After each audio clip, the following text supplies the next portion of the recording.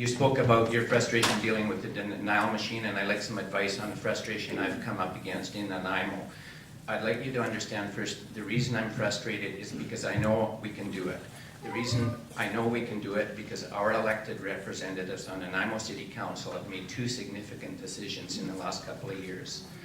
Number one was withdrawing their earlier support for the Duke Point gas plant, which proposed to emit 800,000 tons of carbon dioxide annually. Number one, that there was no blood, but there was certainly toil and sweat and tears over that.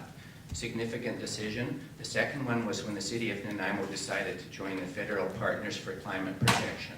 And the municipality, or the city of Nanaimo, has set goals for itself and a timeline to reduce, a certain percentage in a certain timeline.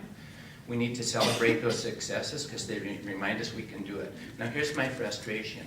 In spite of taking those two very good decisions, Nanaimo is currently engaged in the biggest construction project downtown ever in its history. It's a public-private partnership, and it also involves every three levels of government. It's the municipal government mainly.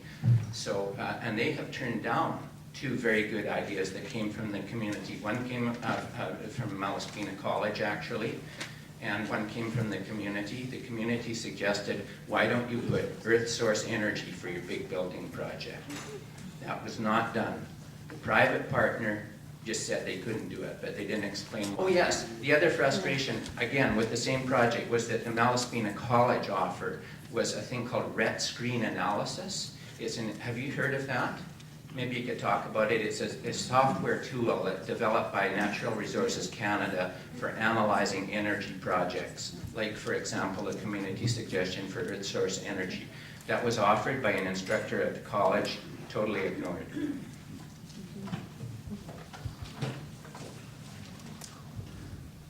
Well, the two examples you've given of success with the Nanaimo Council, I think illustrates something that, there isn't a them and us. I mean, probably people like yourself made the council well aware of your views and they represented you well.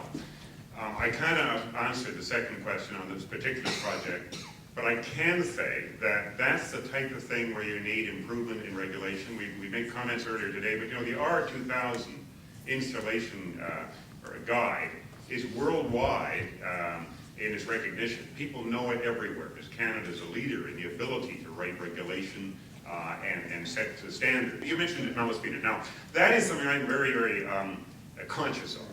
We have a tremendous intellectual resource at universities and colleges, and again, I congratulate the faculty for their work tonight. What we have to do is start putting that in gear, and what universities and colleges have to do is become institutions which are platinum standard. I mean, they keep telling us, and quite rightly, where we can do things better, and that's where we should look for science.